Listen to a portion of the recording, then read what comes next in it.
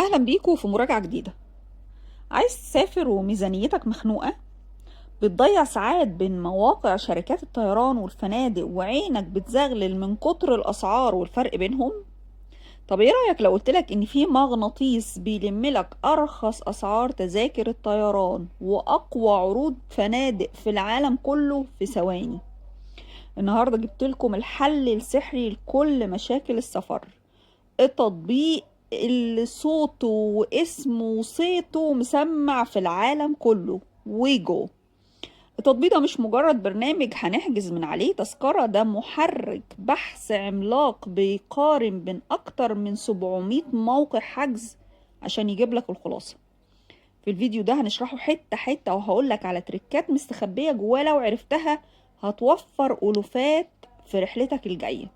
ما تنساش اشترك في القناة لو لسه مش اشتركتش وفعل جرس التنبيهات عشان توصلك كل مراجعات الابليكيشن الجديدة. واول حاجة لازم نتكلم عنها في ويجو، اول ما هتفتح التطبيق هتلاقي واجهة بسيطة جدا، واهم ميزة فيها انها بتدعم اللغة العربية بالكامل زي ما انت شايف. عندك اختيارين رئيسيين مفيش غيرهم، الطيران والفنادق. لو دخلنا على الطيران مثلا بتحدد محطة القيام والوصول وتاريخ السفر. الذكاء هنا بقى ان التطبيق مش هو اللي بيبعت لك التذكرة، ويجو ده عبارة عن وسيط ذكي بيلف النت كله ويرجع لك بقائمة فيها كل الأسعار من الأرخص للأغلى، وانت بتختار العرض اللي يريحك وهو بينقلك لموقع الشركة الأصلي عشان تحجز بأمان.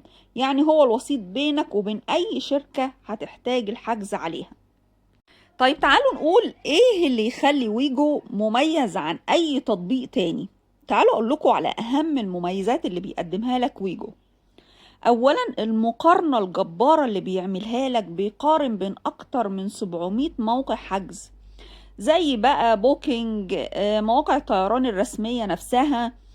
في نفس اللحظة بيقارن لك 700 موقع ببعض، يعني مش هتحتاج تفتح 20 تبويبة على المتصفح وتوجع دماغك عشان توصل لمعلومة واحدة. ده بيفتح لك هو 700 موقع وبيجيب لك كل الأسعار والمقارنات وميزات كل عرض فيهم واللي بيفرقوا عن التاني في ثانية.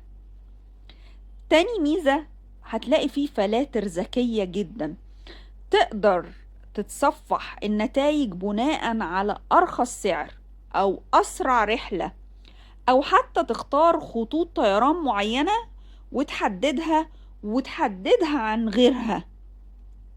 تالت ميزة هي الخرائط الذكية اللي موجودة على ويجو. لما تيجي تحجز فندق بيجيلك خريطة تفاعلية للمدينة اللي انت رايحها، وهتلاقي مكتوب عليها أسعار الفنادق فوق المكان بالظبط. يعني كل فندق على الخريطة واضح ومكتوب عليه سعر الغرفة فيه.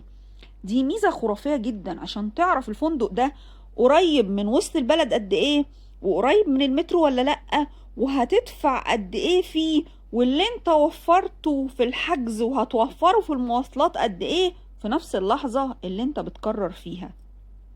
وتعالوا بقى اقول لكم على التريكات المستخبية اللي معظم الناس مش عارفاها في تطبيق ويجو، وركزوا معايا عشان ده اللي هيوفر معاك فلوس بجد.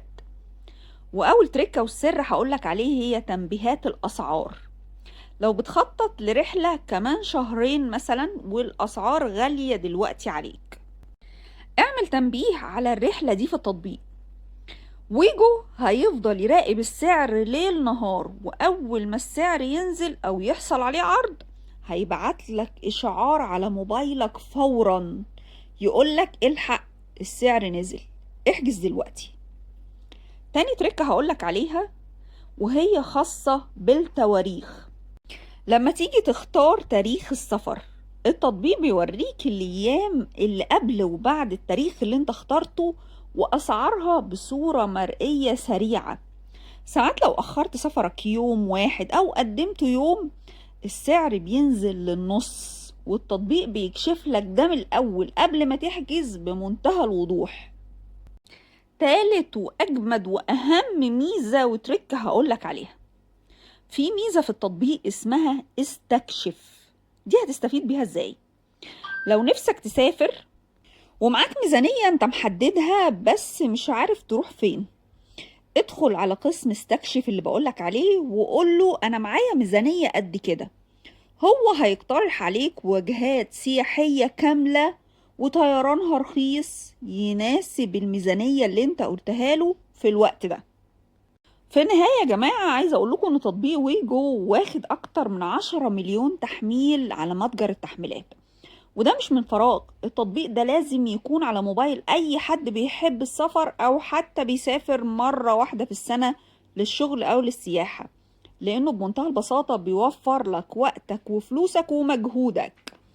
ما تنساش لو ليك تجربة مع التطبيق تكتب لي تجربتك في الكومنتات، ولو قابلتك اي سلبيات يا ريت تكتبها لنا برضو عشان كل الناس تستفيد من تجربتك.